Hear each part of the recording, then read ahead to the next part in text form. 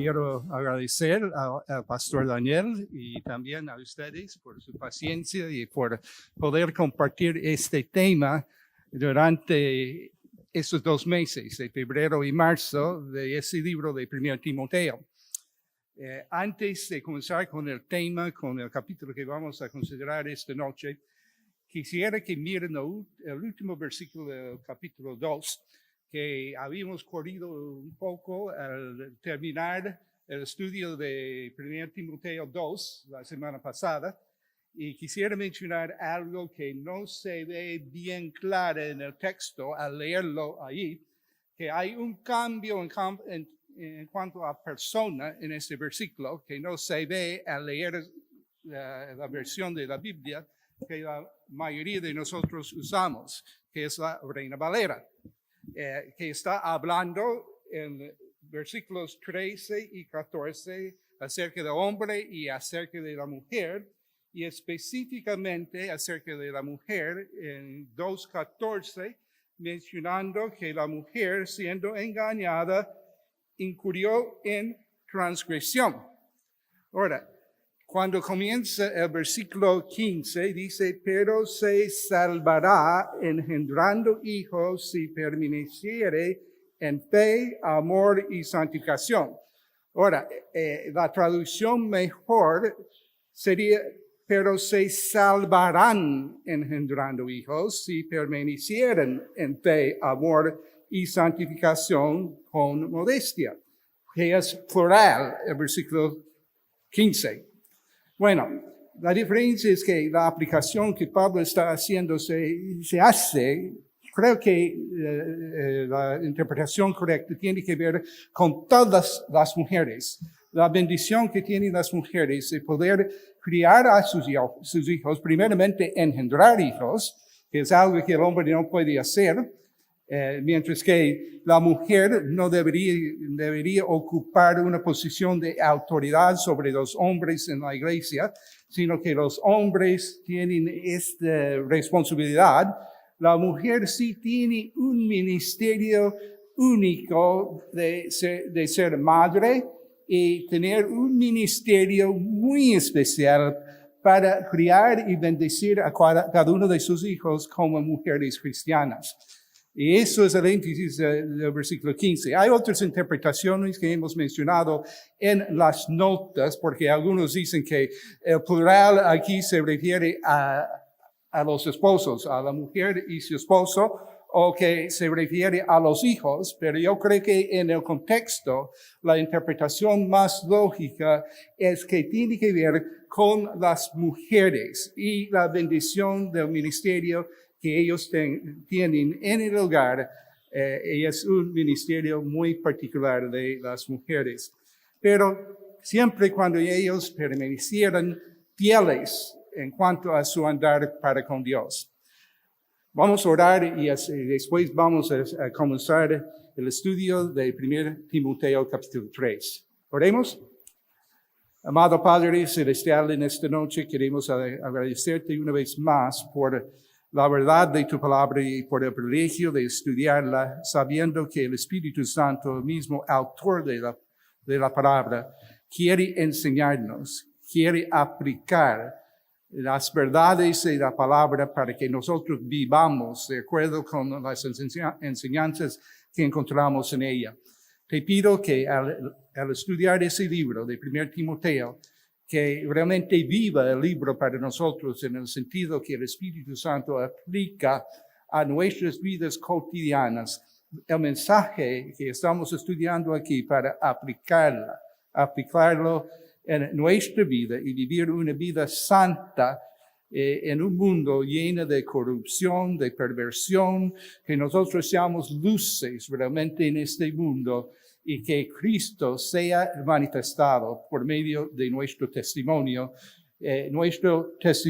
individual, cada uno como hijo tuyo, y nuestro testimonio como iglesia de Cristo Jesús de la Capilla de Roca. Queremos encomendar en tus manos este estudio para la honra y gloria de Cristo Jesús, nuestro amado Señor y Salvador. Amén.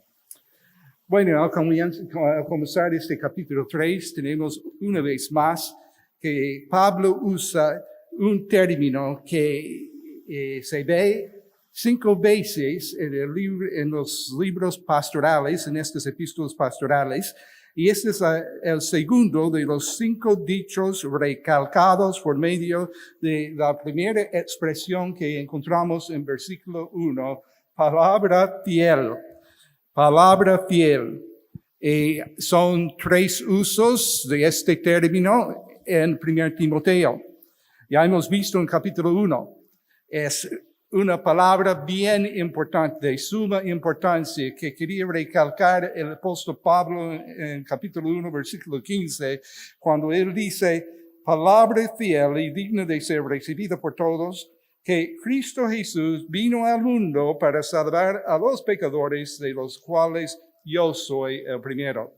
Y ahí hablábamos sobre la confiabilidad de esta verdad, de este dicho que él estaba enfatizando en este versículo. Palabra fiel, la confiabilidad del mensaje de esto, de que Cristo vino al mundo para salvar a los pecadores, de los cuales yo soy el primero. Y si nosotros nos miramos con toda honestidad, vamos a llegar a la misma conclusión, que yo debo considerarme como los peores de los pecadores, porque yo no merecía más que Pablo la salvación, y si él dijo que él era peor o él era primero entre los pecadores, yo podría decir lo mismo. Pero seguimos adelante pensando de la palabra fiel que Pablo quiere expresar en esta ocasión, en esta oportunidad, capítulo 3 de 1 Timoteo, notando de que para Pablo esta palabra, cuando dice palabra fiel, la palabra es un proverbio o una máxima sabia apartado en el texto como una verdad de suma importancia. Es una verdad de suma importancia. Por eso usa esta expresión diciendo palabra. Es algo que quiere que todo el mundo recordara. Entonces, recalca este mensaje, esta palabra verdad, y dice fiel porque es digno de confianza, segura. Digno de confianza, segura. Ahora, quiero explicar la semana pasada, creo que algunos estaban un poco confundidos tratando de llenar los espacios. He tratado de mejorar esta situación, ¿ya? Y van a darse cuenta de que todo lo que se debe llenar se encuentra en letra verde, ¿ya? Entonces, si es en letra verde, eso es lo que se debe llenar en los espacios. Entonces, palabra fiel es digno de confianza. Por eso dice que es fiel. Y en 1:15 realmente usa esta expresión al explicar la palabra fiel, diciendo que es digna de ser recibida. Una palabra digna. Y aquí la palabra digna tiene que ver con el obispado. Ahora, deberíamos notar que allí en versículo 1 dice, el que si alguno anhela obispado, buena obra desea. Ahora, deberíamos recordar de que aquí no está hablando tanto de que una persona debería desear y que no está animando que todo el mundo deseara la obra del obispado, sino que más bien está limitando en un sentido a los que deberían desear el obispado, que deberían reconocer que es una obra noble, que es una obra excelente o noble. Conllevaba obra de la clase más elevada y beneficiosa cuando se usaba esta palabra que se traduce buena obra, es una obra noble, es una obra excelente. La excelencia del ministerio de dirigir y supervisar la iglesia de Cristo Jesús. De eso se está hablando aquí. El que desea la obra de ser administrador de la iglesia, el que de ser obispo de la iglesia, desea una obra noble. Y realmente se está recalcando de que no cualquiera debe desear eso, pero cualquiera que considere la posibilidad de que Dios le esté llamando a la obra de ser pastor o obispo, debería considerar delante de Dios cuáles son los requisitos y las cualidades necesarias y ni debería seguir considerando la posibilidad si no puede mirar su vida y pensar de que sí, yo podría ser obispo y cumplir con estos requisitos bíblicos. Entonces, primeramente, lo que Pablo incluye aquí como las cualidades del obispo tiene que ver con el hombre mismo, examinando el pasaje y considerando, ¿es posible que Dios me llamara para ser obispo, para pastorear una iglesia? Realmente yo podría cumplir, soy el hombre que se describe aquí en estos versículos. Entonces, deberíamos considerar eso. Y el número 2, pensando del significado de esa palabra obispo. Ya habíamos mencionado algo acerca de obispo que es administrador. Literalmente, el término obispo quiere decir sobreveedor, superintendente. Es realmente la palabra de él que administra los asuntos de la iglesia local. ¿Ya?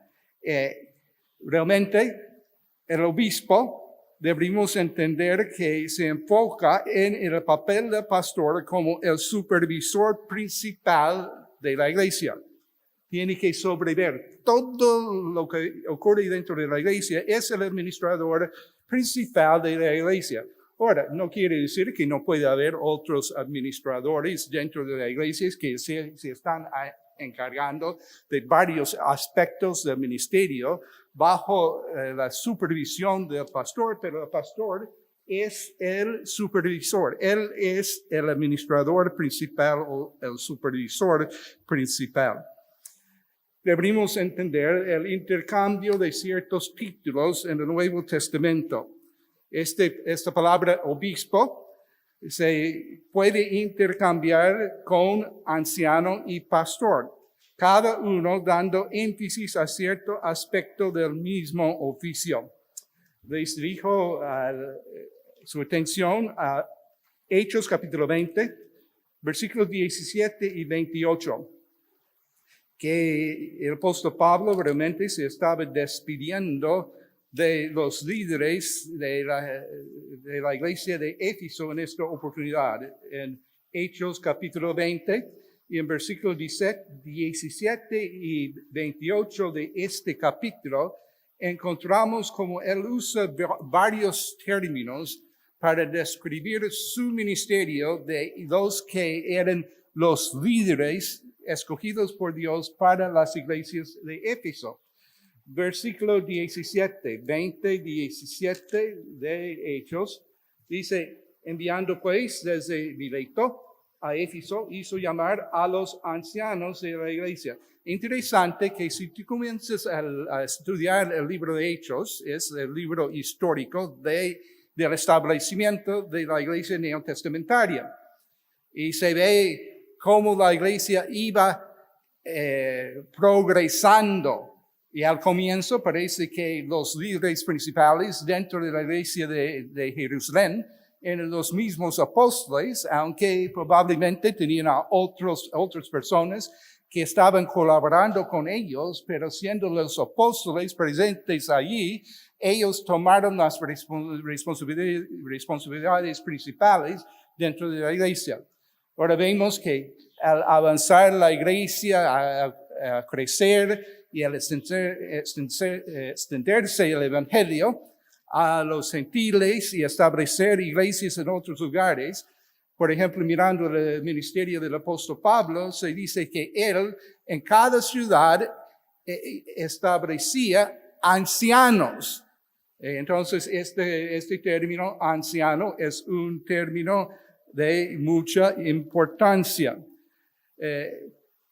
Versículo 28, allí encontramos el intercambio de varios términos. Dice, por tanto, mirad por vosotros y por todo el rebaño en que el Espíritu Santo os ha puesto por obispos. Ahí está la palabra obispo, que es el administrador, el supervisor de la iglesia, para apacentar. Ese es el verbo que tiene que ver con pastorear, de alimentar, dar alimento al rebaño. Y dice, para apacentar la iglesia del Señor, la cual Él ganó por su propia sangre. Podemos ver que hay realmente una progresión de enseñanza en el Nuevo Testamento. La doctrina bíblica es así, que al avanzar históricamente se va aprendiendo más y más acerca de doctrina y específicamente en cuanto a la iglesia local y los oficios de la iglesia local. En el Nuevo Testamento vamos progresando.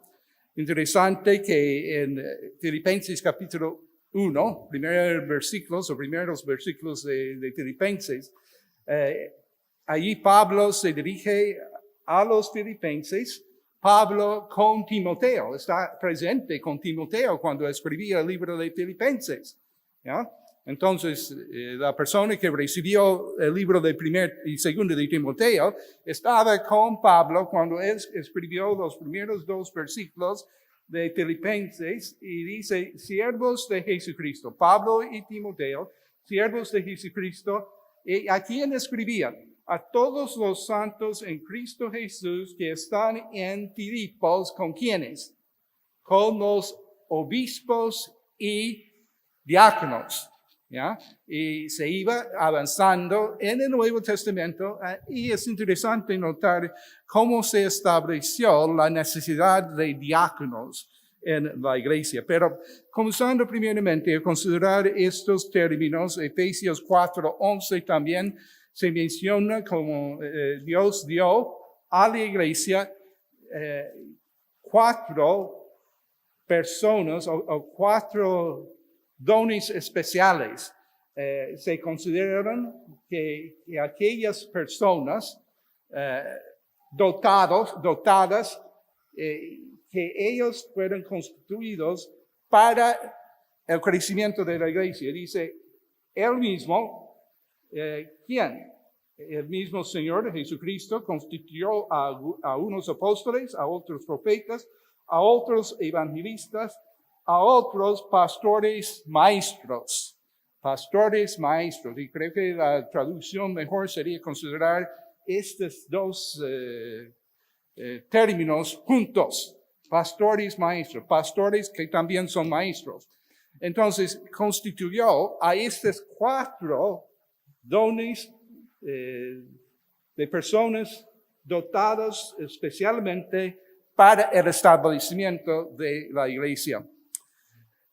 Considerando entonces en 1 de Pedro, capítulo 5, ahí tenemos más énfasis sobre el pastor que tiene que someterse al príncipe de los pastores. 1 de Pedro, capítulo 5, habla de esta sumisión y de la responsabilidad de el que pastorea la iglesia y la necesidad que fuera siempre ejemplo para su grey. 1 Pedro 5. Y mira que se dirige en versículo 1 diciendo, ruego a los ancianos que están entre vosotros. Yo anciano también. Ahora, en el contexto, se entiende de que ancianos en este caso se refiere no solamente a personas de edad avanzada, de hombres avanzados de edad, sino que se refiere a los que servían como pastores y como pastores también llevaban este título de ancianos y se ve porque usa otros términos para referirse a esos hombres en ese pasaje. Dice, yo anciano también con ellos, testigo de los padecimientos de Cristo, que soy también participante de la gloria que será revelado. Nota versículo 2, apacentar. Otra vez está dirigiéndose a la verdad de la necesidad de dar alimento para la grey y cuidar de ella, pero dice no por fuerza, sino voluntariamente, no por ganancia deshonesta, sino con ánimo pronto, no como teniendo señorío sobre los que están a vuestro cuidado, sino siendo ejemplos a la grey. Y siempre esperando la venida de nuestro príncipe de los pastores. Cuando aparezca el príncipe de los pastores, vosotros recibiréis la corona incorruptible de gloria. Entonces, ahí se ve el intercambio de los términos que tienen que ver con el anciano y su responsabilidad de pastorear la iglesia. Entonces, se usó el término anciano con respecto a la edad de la persona y su dignidad, comunica la calidad importante de su madurez espiritual. Su madurez espiritual.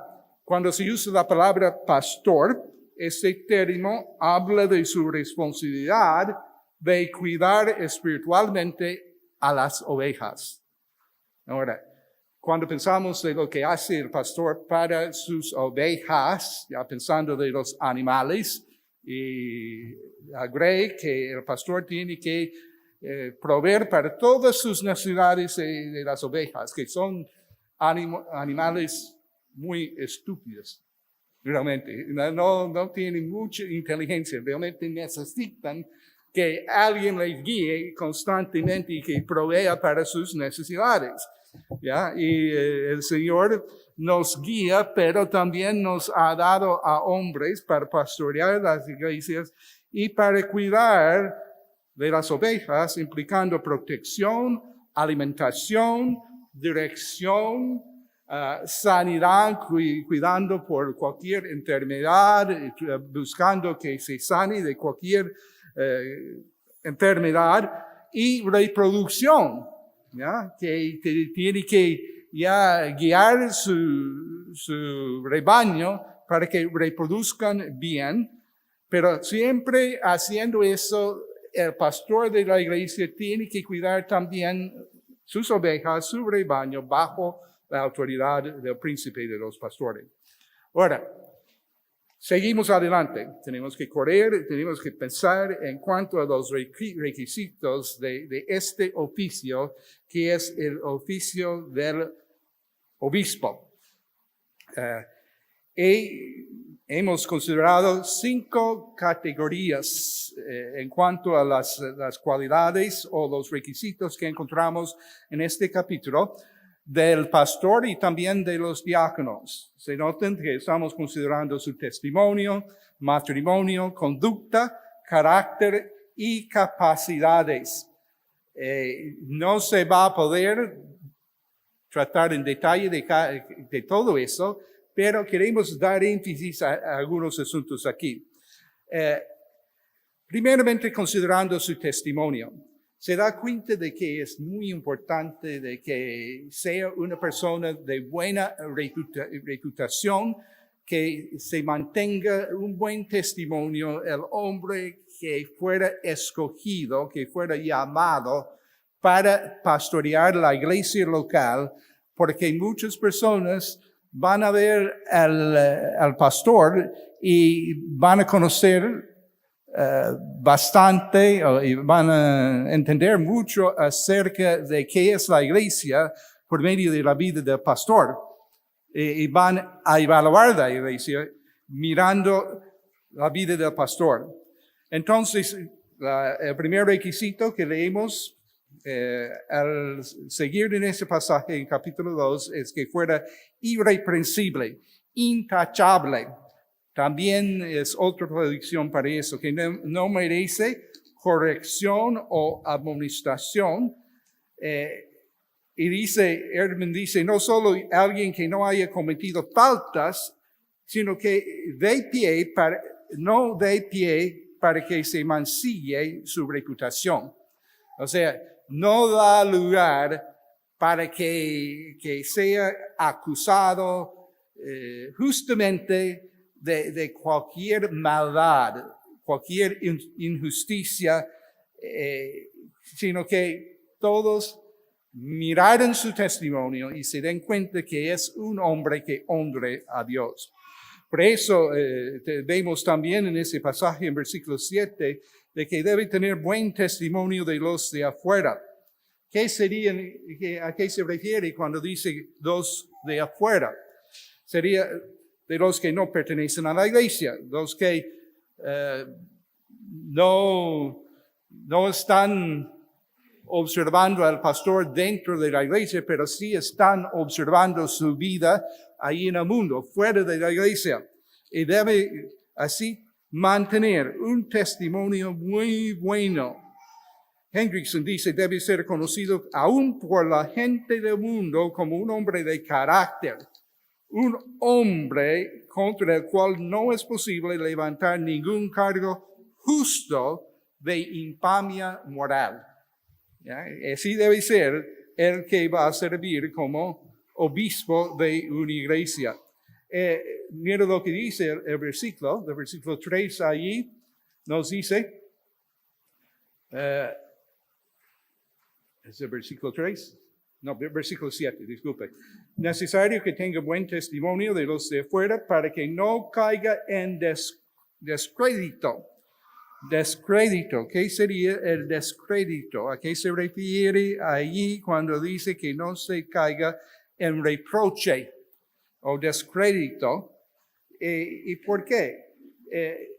Que se refiere al descrédito y al lazo del diablo. ¿Ya? Ahora, siempre el diablo está tratando de derrotar a los siervos de Dios y está buscando dejar trampas por cualquier sitio basado en su conocimiento de las personas que están sirviendo a Dios en el ministerio y quiere hacer que el hombre de Dios caiga porque sabe que mucho depende, mucho de la bendición de Dios en la iglesia de Dios depende de la fidelidad del liderazgo, del líder, del pastor o del obispo, quien está dirigiendo la obra bajo la supervisión del Espíritu Santo, pero que fuera de buen testimonio y que no caiga en descrédito. El lazo del diablo tiene que ver con su trampa, sus trampas que él pone. Interesante que yo tengo un cuñado que es trampero, cazadero de animales, pero trampero, usando sus trampas para poder cazar a esos animales y tenía negocio de sus pieles, ¿no? Durante muchos años.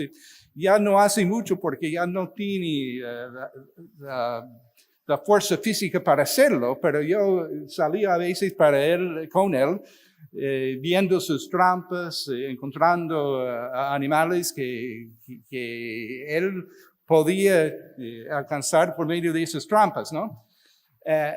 Lo interesante es que él sabe precisamente el cebo para cada animal. Es más, es asunto del olor del cebo que está usando. Que hay algunos animales que se atraen a cierto cebo en vez de otro, pero más es por el olor. Y deberíamos entender de que Satanás, él tiene sus trampas también, y él conoce qué cosa nos va a traer. Entonces hay que tener bastante cuidado de las trampas de Satanás. Y si leemos en la Biblia, encontramos de que hay estas trampas. Aún en el mismo libro de 1 Timoteo encontramos que menciona en capítulo 6, versículo 9, los que quieren enriquecerse caen en tentación y lazo y en muchas codicias necias y dañosas que hunden a los hombres en destrucción y perdición, porque raíz de todos los males es el amor de dinero. Y realmente eso es uno, aquí tenemos uno de los cebos que el diablo usa para que la persona caiga en pecado. Tiene sus vasos especiales, el diablo, para que las personas caigan. Envanecimiento, dinero, mujeres, ambición, son algunos de las trampas que el diablo usa porque él quiere que caigan en pecado los siervos de Dios, para que la iglesia también no sea fructífero, sino que caiga en cuanto a su testimonio hacia los de afuera. Entonces, de buen testimonio y que sea santo. Dios dijo que sean santos tal como yo soy santo. Primero de Pedro. Y el que dirige los asuntos de la iglesia, que administra y que sirve como ejemplo de la grey de Cristo Jesús, él debe ser el ejemplo en cuanto a la santidad. Apartado del mundo y apartado para una vida pura, una vida de glorificar a Cristo Jesús en cada área de su vida. Después el matrimonio. Se menciona en versículo 2. Es un versículo que realmente se ha interpretado de muchas maneras, pero que creo que hay una interpretación básica que deberíamos entender de este versículo. Que sea marido de una sola mujer. Como dice Erdman, el significado de esta frase ha dado pie a inacabables controversias y se presta a muchas interpretaciones. ¿Ya? Pero lo que deberíamos decir desde el principio es que condena la poligamia. ¿Ya? Que no tenga más de una esposa. ¿Ya? Una esposa nada más debe tener el obispo, el que va a servir como el administrador principal de la iglesia, el que es el ejemplo de madurez espiritual y va a pastorear la grey del Señor. Tiene que tener tan solo una esposa. Ahora, hay algunos que dicen, bueno, mirando este pasaje, estoy de acuerdo de que el énfasis principal es que no debe tener más de una esposa. Debe tener solamente una esposa. Pero algunos dicen, esto no exige que sea casado. Pero al mirar este pasaje y el contexto en que se encuentra, no estoy tan de acuerdo con eso. Si leemos, por ejemplo, los versículos 4 y 5 del mismo pasaje, dice que el que sirve como obispo de la iglesia debe gobernar bien su casa, debe tener a sus hijos en sujeción con toda honestidad. Entonces, versículo 5, ¿por qué? Porque el que no sabe gobernar su casa, ¿cómo cuidará de la iglesia de Dios? Ahora, son requisitos para considerar si es calificado para ser pastor de la iglesia.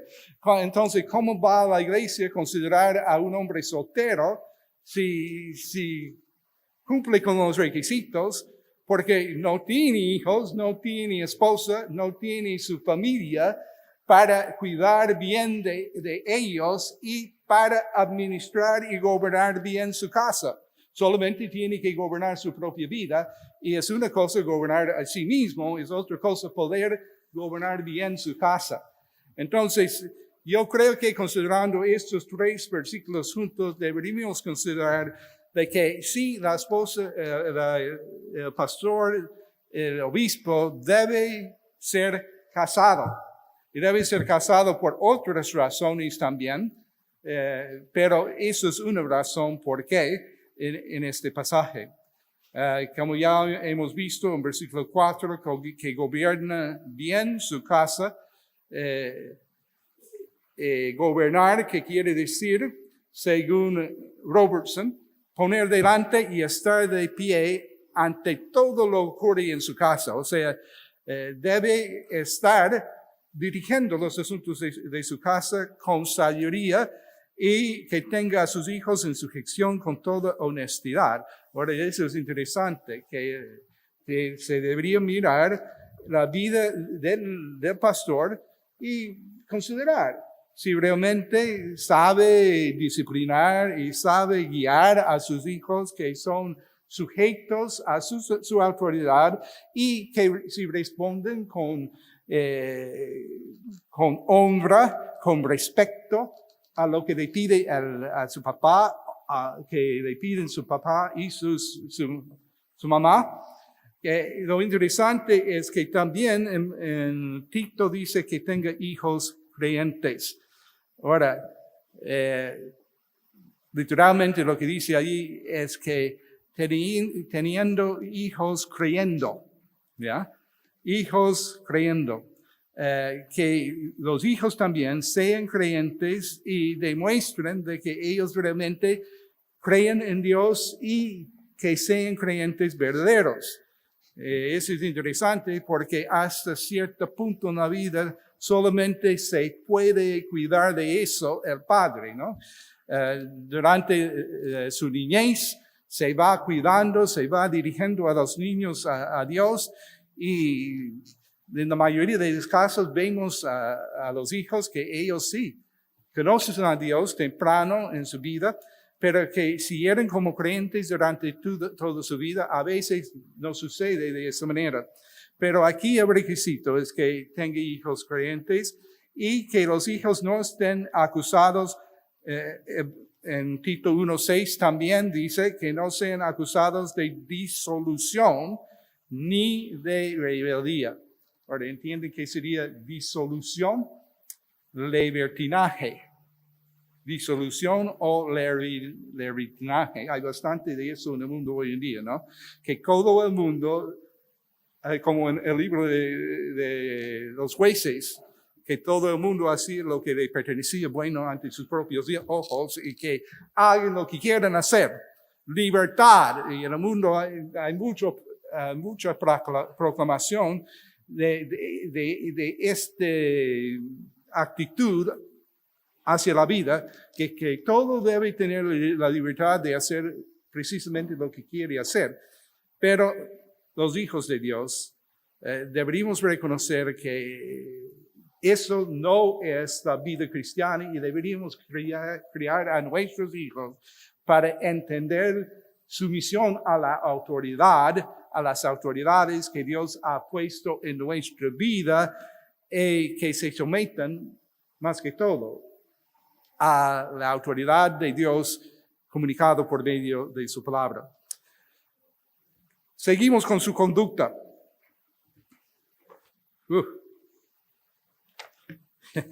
Con su conducta. Hay varias cosas que se mencionan ahí. Vamos corriendo un poco más, mencionando nada más esta lista. Creo que es bien claro la importancia de estas cualidades para el que va a cumplir este ministerio de obispo, hospedador, hospitario, es otra manera de decirlo, que está listo para recibir huéspedes en su casa, ¿ya?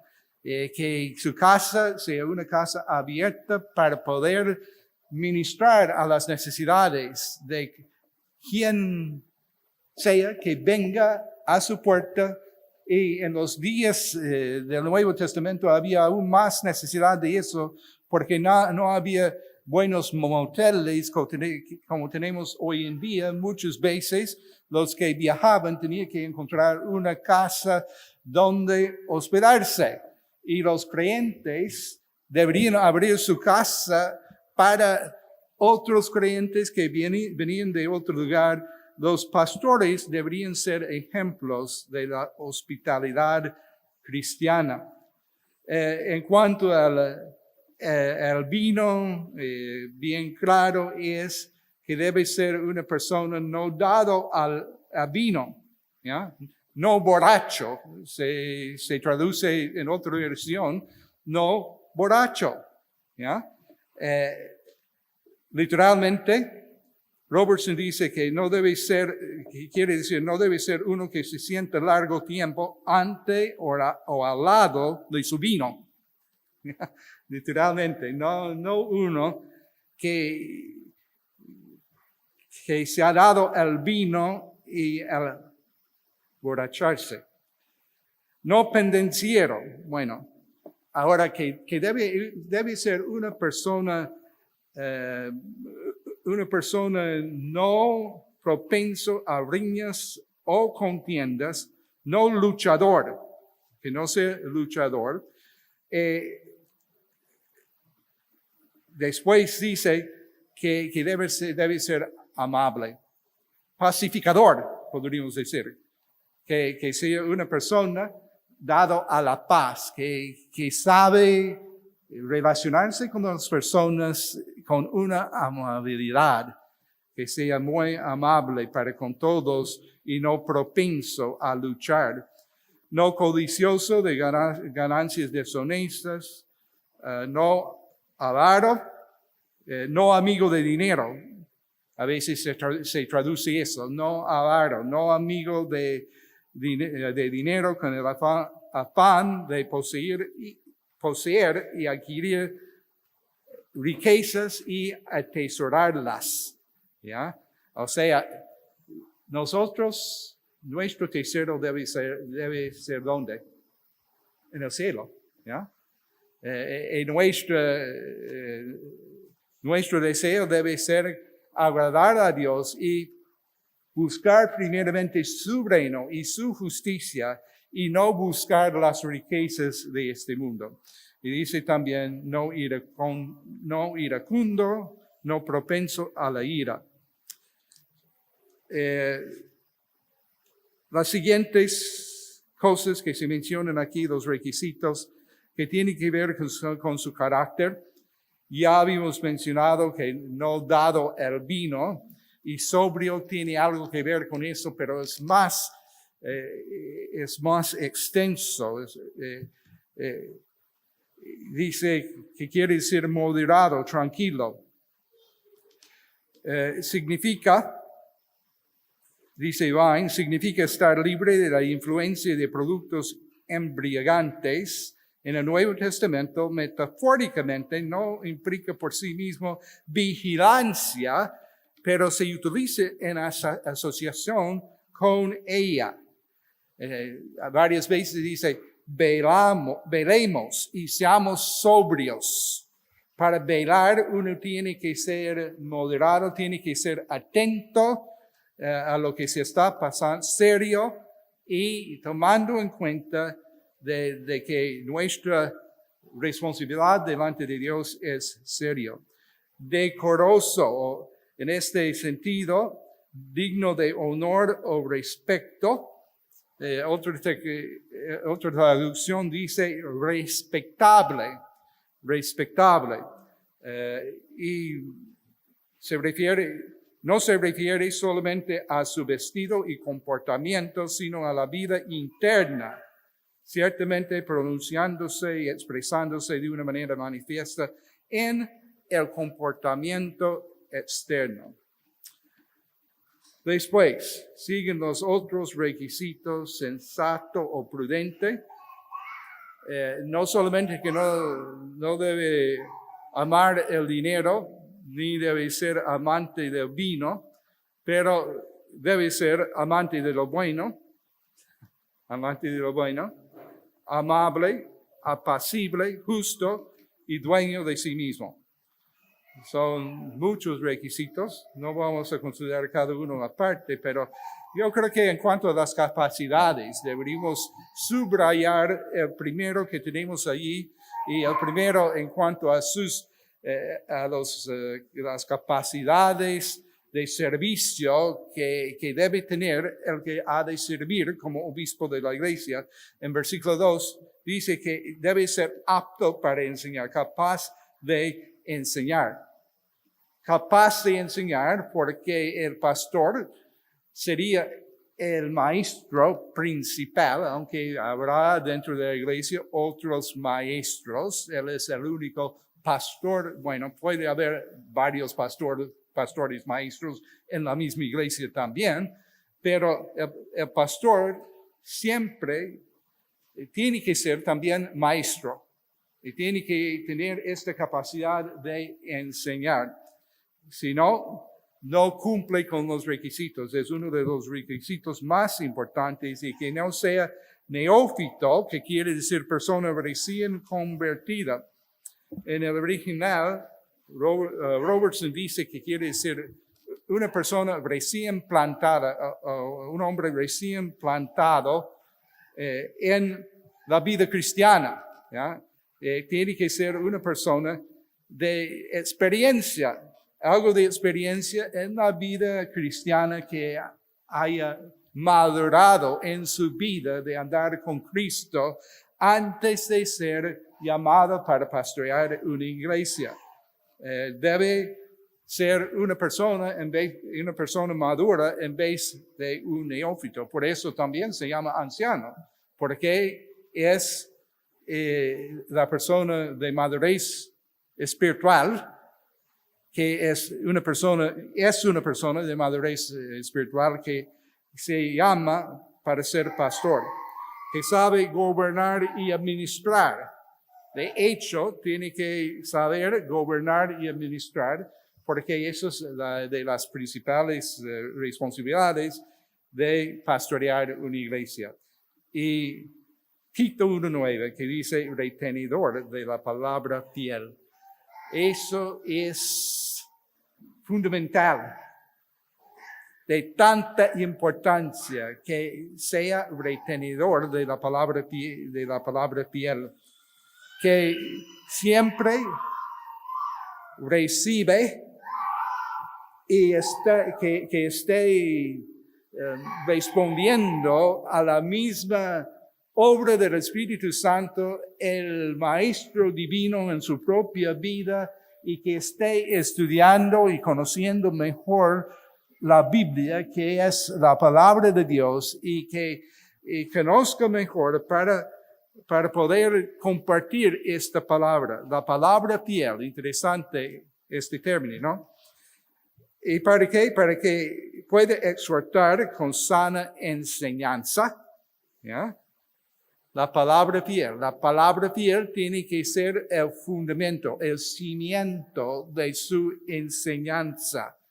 No va a ser sana su enseñanza si no está fundamentando en la palabra fiel.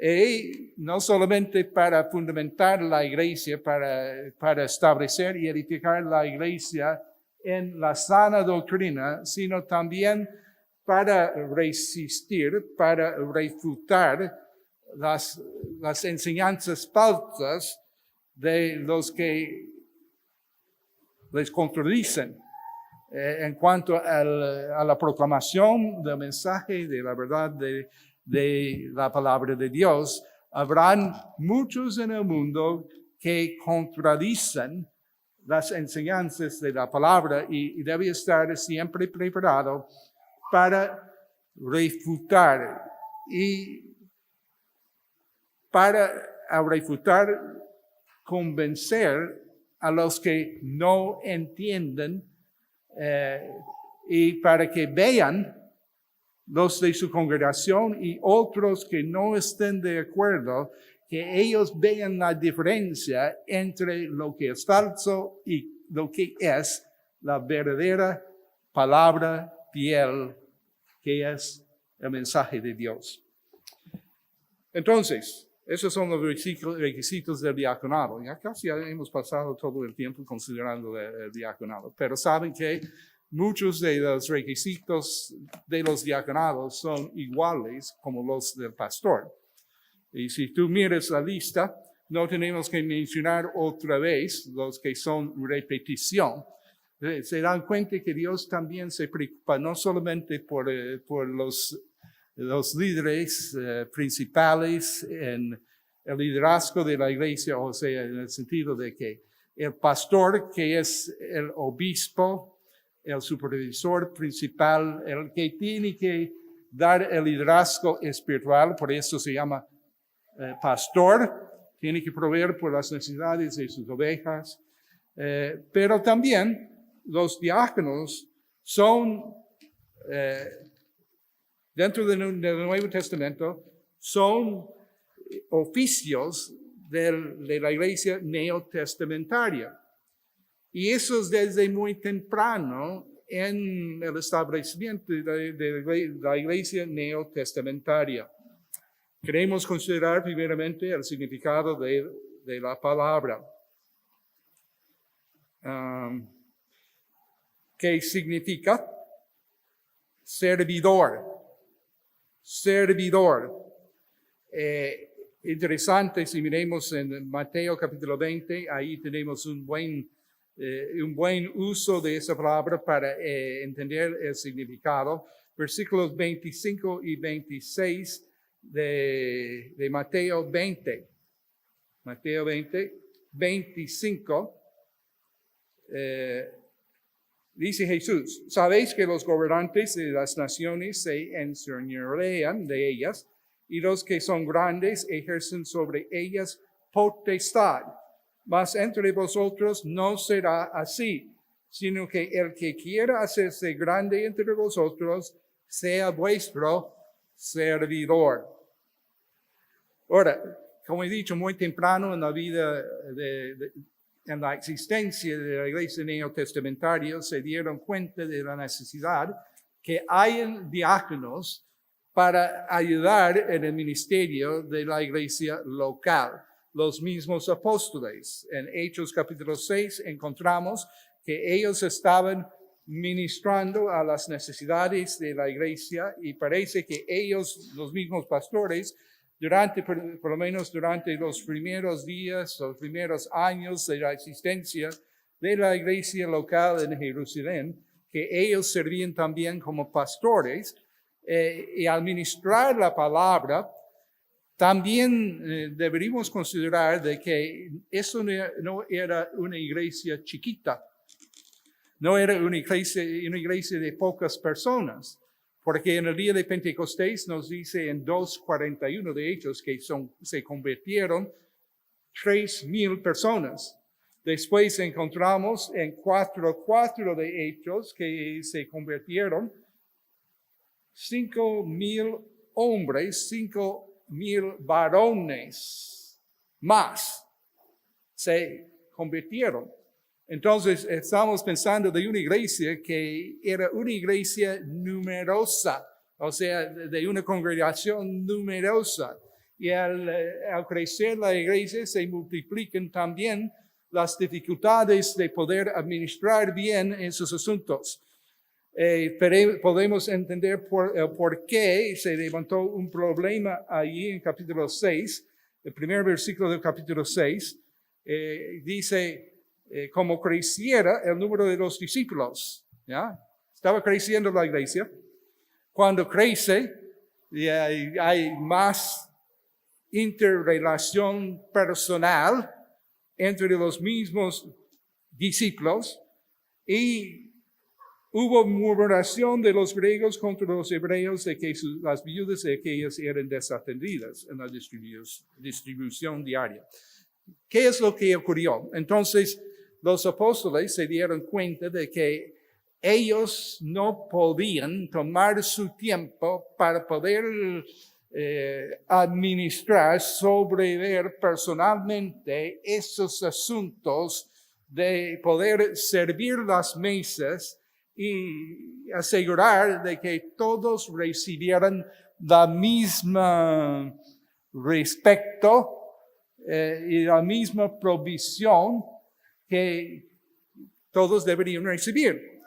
Entonces, para poder administrar en estos asuntos físicos de dar comida a las viudas ahí dentro de la iglesia específicamente, se eligieron 7 hombres de buenas calificaciones Y es interesante leer que la lista de sus requisitos se encuentra en versículo 3, comenzando con el versículo 3. Y eso vamos a ver después. En la lista vamos a encontrar la lista de los requisitos, pero que tenían que ser hombres llenos del Espíritu Santo, hombres que honraban a Dios, que tenían un muy buen testimonio. Ellos tenían la responsabilidad principal de ayudar en los asuntos temporales, las cosas temporales de la iglesia, pero administrar esos asuntos como servidores, como ayudantes a los pastores. No eran administradores ni junta directiva de la iglesia, pero tenían una responsabilidad en cuanto a las cosas temporales. Sus requisitos, ya habíamos dicho que algunos se mencionan allí. Entonces, pasando a los requisitos, su testimonio. Tenían que ser de buen testimonio, según Hechos 6:3. Recordando de que buen testimonio tiene que ver más que todo, un buen testimonio hacia los de afuera, que todo el mundo conocieran a ellos como hombres de buena reputación, llenos del Espíritu Santo, que no sean personas egoístas, controlados por sus propios y entregados a sus propios deseos y a su propia honra y gloria, sino que sean llenos del Espíritu Santo como los pastores, también intachables o irreprensibles. Pero interesante lo que dice ahí en cuanto a guardar la sana doctrina. Versículo 9 de 1 Timoteo, capítulo 3. Nota lo que dice allí. 1 Timoteo 3:9, que guarden el misterio de la fe con limpia conciencia. ¿Qué significa el misterio de la fe? Bueno, la verdad es que Pablo lo explica más completamente en Efesios capítulo 3, pero está refiriendo al hecho de que hay muchas verdades, hay mucho conocimiento que Dios quiere que nosotros entendamos en el Nuevo Testamento que no fue conocido anteriormente. Estamos hablando de misterio y de una verdad previamente oculta. Las verdades de la iglesia acerca de los gentiles y los judíos formando parte de un mismo cuerpo que se llama la iglesia de Cristo Jesús.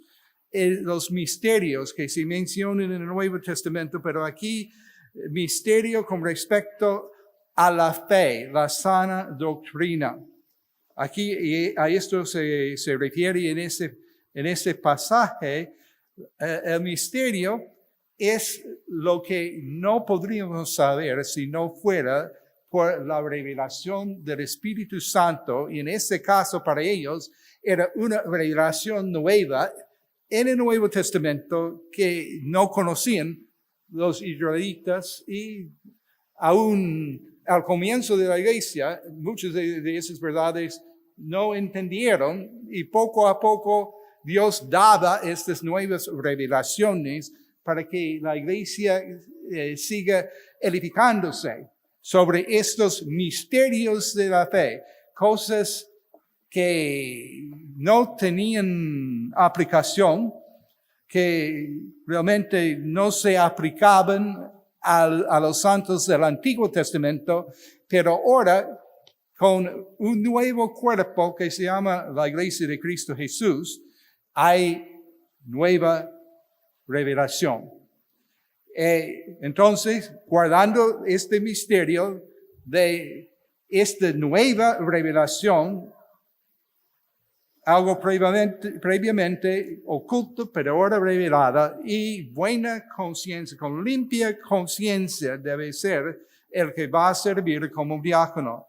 Ya hemos visto en cuanto a la conciencia, ¿no? La conciencia que realmente es esta voz interna que Dios ha dado a nosotros, a todos los seres humanos, pero muchas veces se ha corrompido la conciencia y el creyente tiene que cuidar su conciencia, que fuera alimentada la conciencia por la sana doctrina de la palabra de Dios, la enseñanza de la palabra, y que guarde esta limpia conciencia por siempre no solamente conocer la sana doctrina, sino que también aplicarla.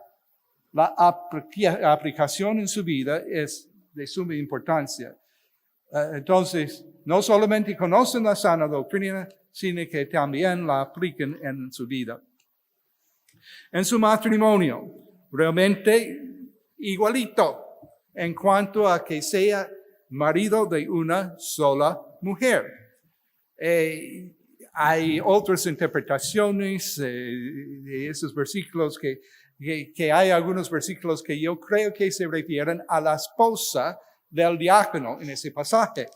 Aquí deberíamos entender de que igualmente como el pastor, que tiene que ser marido de una sola mujer, y le va a ayudar en su ministerio como diácono, que sea casado y que tenga familia, porque también él debe gobernar bien su propia casa. ¿Ya? Aquí, versículo 11 del capítulo 3, 3:11. Mencionamos eso, que es muy, muy interesante. Versículo 11 que dice, las mujeres asimismo sean honestas. Las diferencias de interpretación en cuanto a estas mujeres aquí son interesantes. Algunos dicen que aquí se refiere al oficio de diaconisa. ¿Ya? Yo no estoy convencido que existe un oficio bíblico de diaconisa. ¿Ya? Hay personas, hay damas en la Biblia que se dirige a ellos como diaconisas, pero es solamente que se está refiriéndoles a ellos como mujeres que servían, ¿ya? Que usaba, la idea es usando la misma raíz del verbo del diácono, pero no estoy convencido de que se refiere a diaconisas aquí, porque eso no es el término que se usa en el original. Si Dios quiere comunicar que esos son otro oficio que pertenece a las mujeres, ¿por qué no usa la palabra, que sería una palabra bien utilizada dentro de lengua griega, para referirse a ellos como diaconisas? No usa esta palabra, usa mujeres. ¿Ya? Algunos dicen que se refiere solamente a ayudantes a los diáconos, que son mujeres que están ayudando a los diáconos. Pero deberíamos notar de que eso se encuentra en medio, o sea, lo que se dice acerca de estas mujeres, se encuentra precisamente en medio de una lista de requisitos de los diáconos de la iglesia. Y dice, las mujeres. ¿Cuáles mujeres? Me parece que la interpretación más lógica, según el contexto, sería que eso se refiere a las esposas de los diáconos. Y esos son los requisitos que ellos deben llenar. Honesta. Bueno, honesta es una buena calidad para cualquier mujer cristiana. Pero si es esposa del diácono, es importante para el mismo testimonio del diácono, porque realmente son uno, casados, son un matrimonio. Entonces, es muy importante la vida de la esposa del diácono, y creo que por eso se ha incluido aquí. No calumniadora. Creo que todos entendemos el efecto y el peligro y el daño que se puede hacer por medio de una calumniadora dentro de la obra de Dios. ¿Qué quiere decir esta palabra? Una que hace una acusación falsa para causar daño. Y es la misma palabra que se usa para Satanás. Diablo. Diablo. Es la misma palabra en el original. Y es la misma palabra que se usa, por ejemplo, en Apocalipsis capítulo 12, cuando se dice, cuando ya arrojan Satanás, el diablo, con sus ángeles del cielo.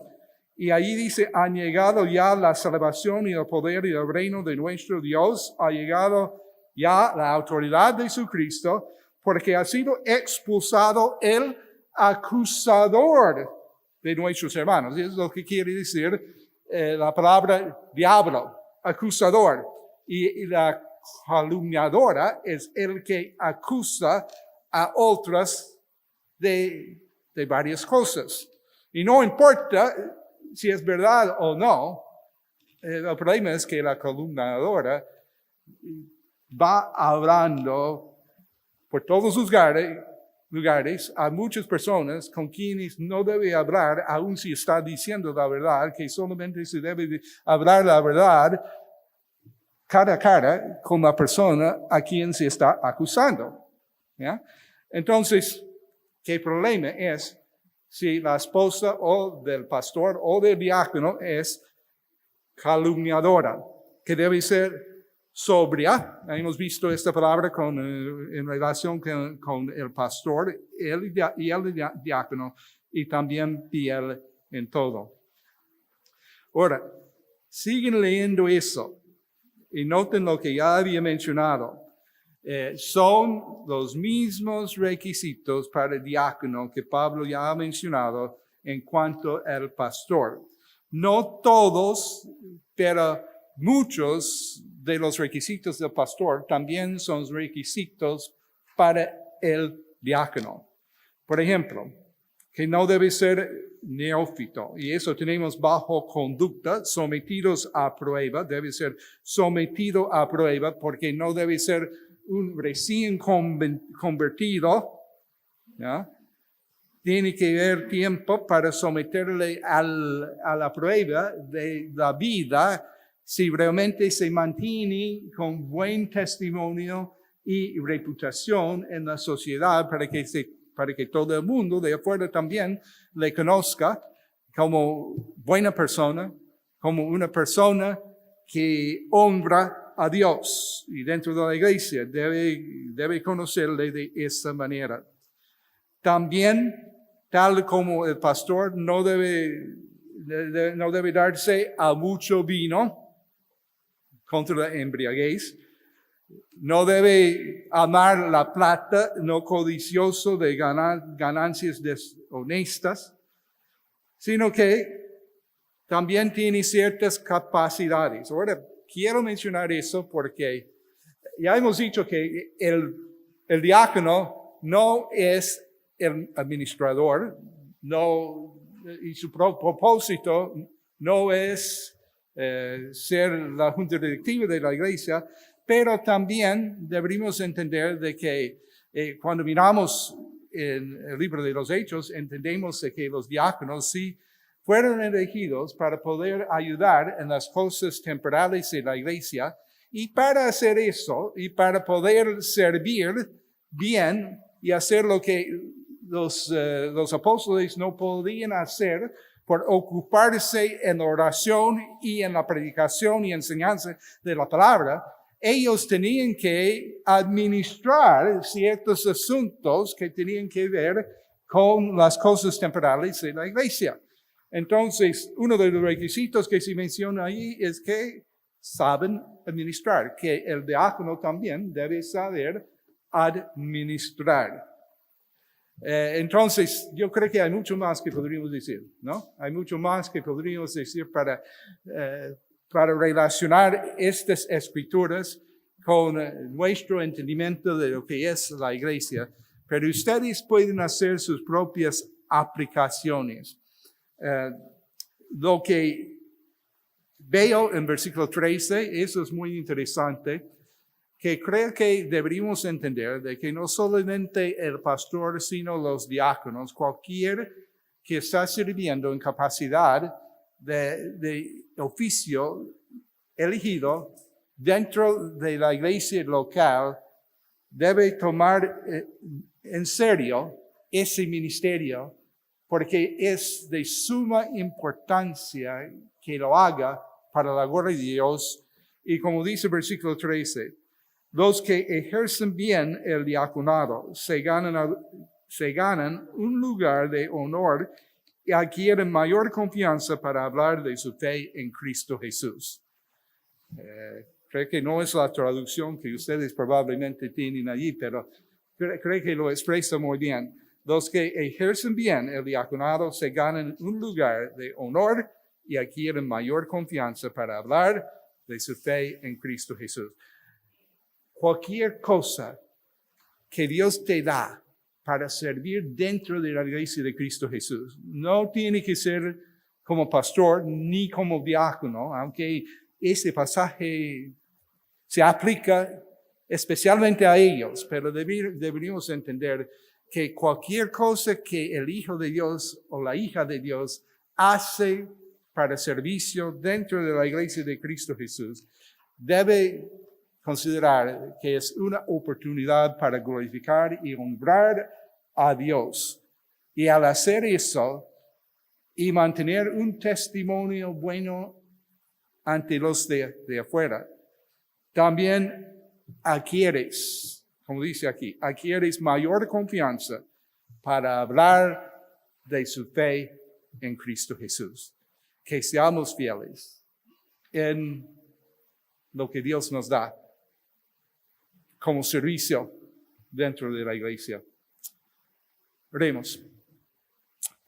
Padre Celestial, una vez más, te damos las gracias que éramos solamente pecadores que no merecíamos esa salvación maravillosa que has provisto por medio de la sangre preciosa de Cristo Jesús, derramada en la cruz de Calvario. Te damos gracias porque tú nos redimiste, tú nos llamaste, tú nos has puesto dentro de este cuerpo que es la iglesia de Cristo Jesús. Y también nos has dado este privilegio de comunión dentro de una iglesia local. Ayúdanos a ser fieles en cada área del ministerio de la iglesia local, para que tu nombre sea glorificado aquí en ese ministerio donde estamos y hasta el fin del mundo, donde quiera que se extiende el ministerio de la Capilla de la Roca, que siempre podamos, por medio de la obra del Espíritu Santo, que tú nos ayudes a ser fieles y enviar siervos fieles para establecer tu iglesia, para la gloria de tu Hijo Cristo Jesús.